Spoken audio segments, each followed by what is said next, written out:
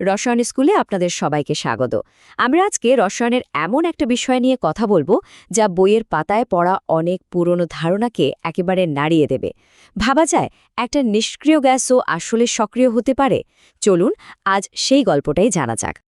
আমরা তো সবাই স্কুল কলেজে পড়েছি যে পর্যায় সারণীর গ্রুপ 18 মৌলগুলো হলো নিষ্ক্রিয় গ্যাস, মানে ওরা রাসায়নিকভাবে একদমই চুপচাপ, কারো সাথে সহজে বিক্রিয়া-টিক্রিয়া করে না। কিন্তু এই কথাটা কি আসলেই 100% সত্যি? আসুন এই প্রশ্নটা দিয়েই আজকের আলোচনাটা শুরু করি। আর এই পুরো নাটকের মূল চরিত্র হল জিনন। হ্যাঁ, এই মৌলটাই আমাদের দেখাবে যে নিষ্ক্রিয় বা এনার্ট শব্দটা আসলে পাথরে খোদাই করা কোনো নিয়ম নয়। কিছু বিশেষ পরিস্থিতিতে জিনন কিন্তু দারুণভাবে এই নিয়ম ভাঙতে পারে আর সক্রিয় যৌগ তৈরি করে ফেলতে পারে। তো ব্যাপারটা কিভাবে ঘটে? দেখুন, জেননকে যদি ফ্লোরিনের মতো একটা ভীষণ ইলেকট্রোনেগেটিভ মৌলের সাথে মেশানো হয়, সাধারণ অবস্থায় কিচ্ছু হবে না। কিন্তু যখনই আমরা পরিবেশটা একটু বদলে দেব, মানে তাপমাত্রা বাড়িয়ে দেব, সাথে নিকেল ক্যাটালিস্ট আর নির্দিষ্ট চাপ দেব, তখনই ম্যাজিকটা শুরু হবে।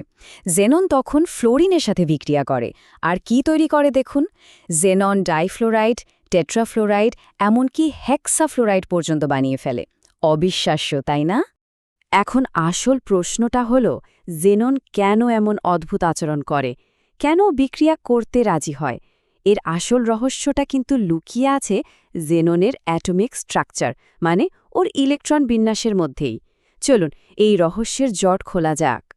সাধারণ অবস্থায়, মানে যখন জেনন একদম শান্ত হয়ে বসে থাকে, তখন ওর বাইরের শক্তিস্তরের ইলেকট্রন বিন্যাসটা হল 5s² 5p6।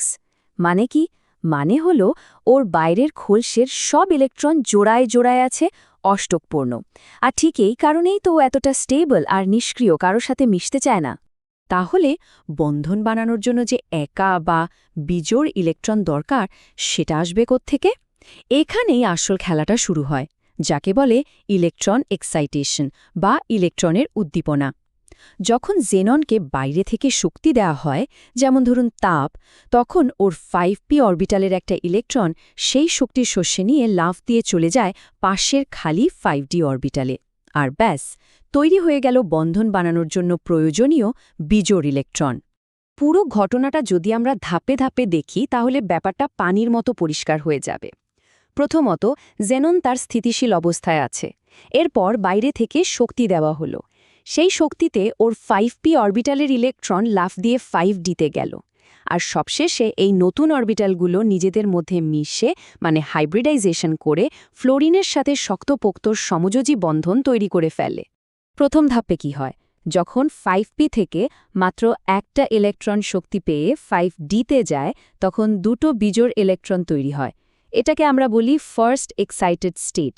এই অবস্থায় জেননের যোজনী বা ভ্যালেন্সি হয়ে যায় 2, আর তখন sp3d হাইব্রিডাইজেশনের মাধ্যমে ও দুটো ফ্লোরিন অ্যাটমের সাথে জুড়ে গিয়ে তৈরি করে জেনন ডাইফ্লোরাইড, অর্থাৎ XeF2। এবার যদি ওকে আরও একটু শক্তি দেয়া যায়, তাহলে 5p থেকে আরও একটা, মানে দ্বিতীয় ইলেকট্রনটাও লাফ দিয়ে 5dতে চলে যাবে। ফলে এখন বিজোড় ইলেকট্রন কটা হলো? ঠিক 4টে। এই সেকেন্ড এক্সাইটেড স্টেটে জেননের যোজনী হয়ে যায় 4, আর sp3d² হাইব্রিডাইজেশনের মাধ্যমে ও তৈরি করে জেনন টেট্রাফ্লোরাইড বা XeF4। আর এতক্ষণে নিশ্চয়ই বুঝে গেছেন যে তৃতীয় ইলেকট্রনটা লাফ দিলে কি হবে। একদম ঠিক ধরেছেন, মোট 6টা বিজোড় ইলেকট্রন তৈরি হবে। এই থার্ড এক্সাইটেড স্টেটে জেননের যোজনী হয় 6, আর sp3d3 হাইব্রিডাইজেশনের মাধ্যমে ও সবচেয়ে জটিল যৌগটা, মানে জেনন হেক্সাফ্লোরাইড বা XeF6 তৈরি করে ফেলে। আচ্ছা, যৌগ তো তৈরি হলো, এবার চলুন এদের গঠন বা স্ট্রাকচারগুলো একটু দেখে নিই।